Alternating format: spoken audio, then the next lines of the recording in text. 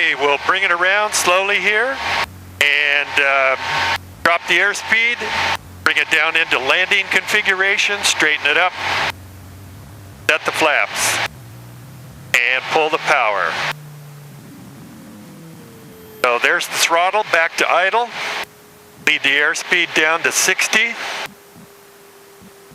15 degrees flaps. 30 degrees flaps. Keep that 60. And that'll give us a descent rate of about 500 to 600 feet a minute. And that is a landing configuration. Now we'll just ease back gently. Bring that nose up, increase the angle of attack, and induce the stall. We are 50 knots. Work that rudder. Keep the ball centered. 50 knots. 45. 45. 40.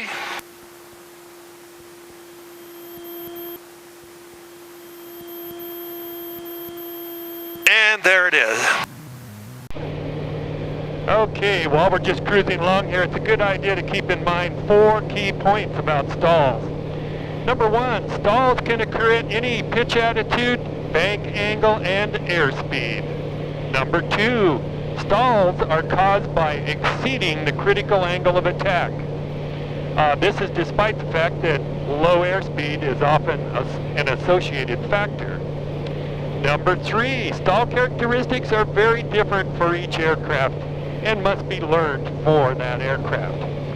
And number 4, stalls are broken by reducing the angle of attack, increasing airspeed, and establishing coordinated flight. Okay, now it's time to do a power on stall. We're clear of the airport, about 10 miles out of any airwaves.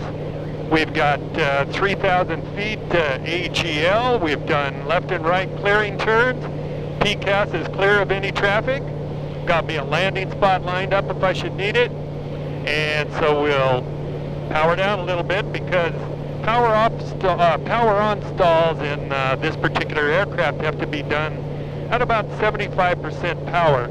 Otherwise, the deck angle is too steep and it could cause problems with the functioning of the Rotax carburetors. Just too high of an angle of attack.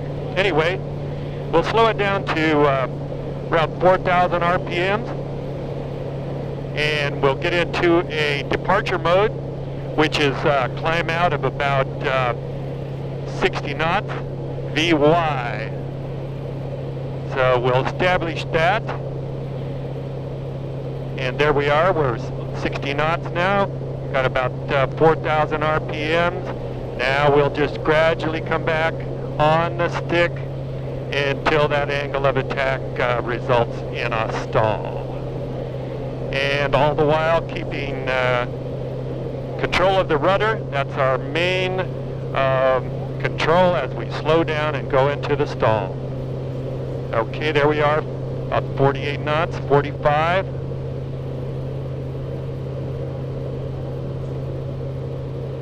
40. Keep that ball centered. Starting to break up. And there it is. Pretty benign stall in the Sting airplane.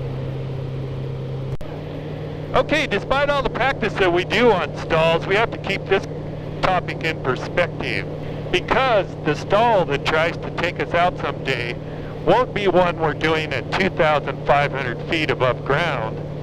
It won't be expected and it won't be intentional.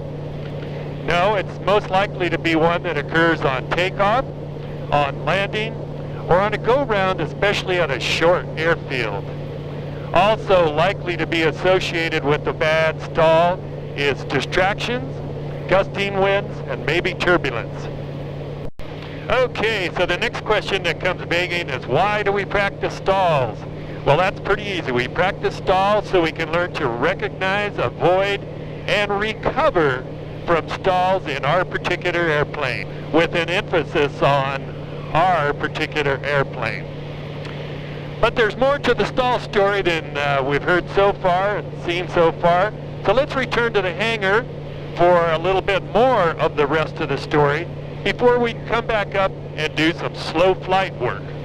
The story of stalls begins here with the wings. Air flowing around and over the upper and lower surfaces creates differential air pressures which lift the wing and airplane. Okay, let's assume this piece of tape represents airflow.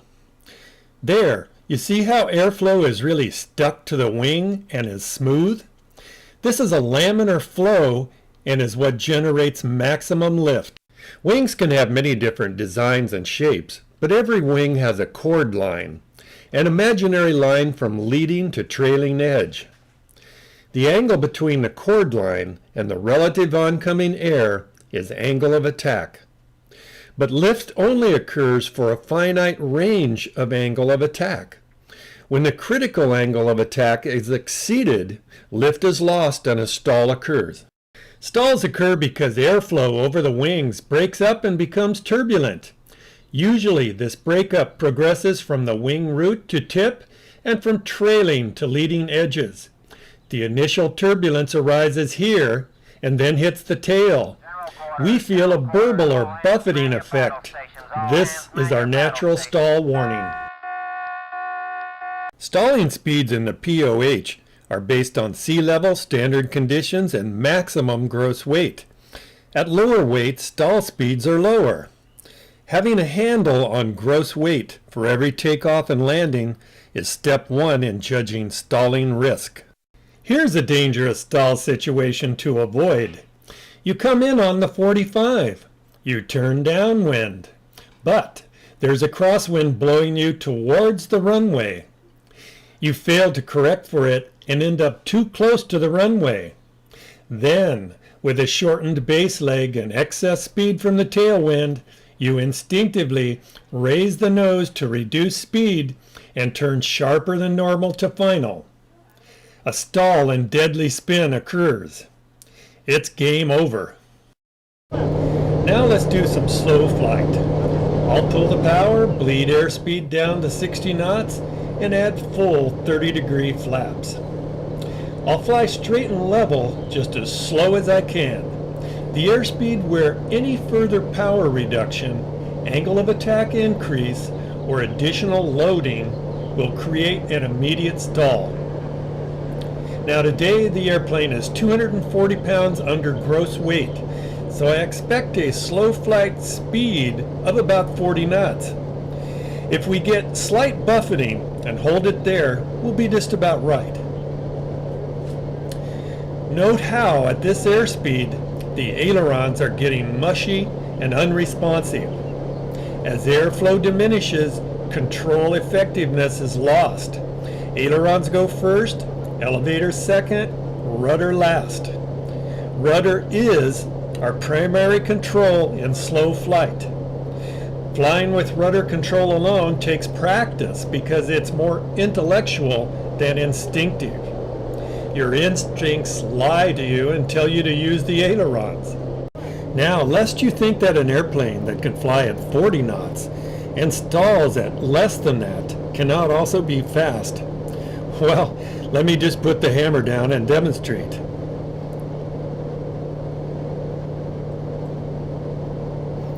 There, we're straight and level, 2,000 feet, pulling 120 knots indicated at 5,200 RPMs. And this baby can fly all day at 5,400 RPMs, drinking 4 gallons per hour auto gas. Well, it's time to head for the barn now and practice the most important stall of all. It's called landing. And while I'm doing that, you can peruse my 13-point checklist for avoiding dangerous stalls.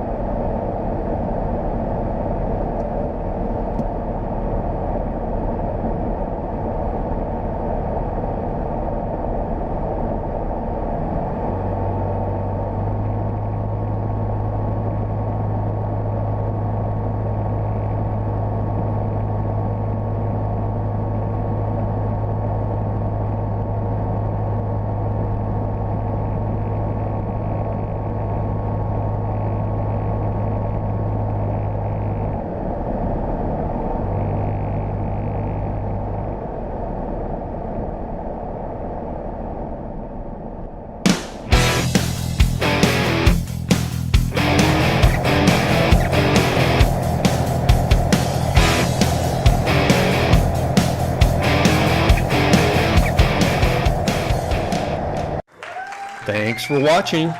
Browse my other videos at Sting Flight and subscribe. It's free.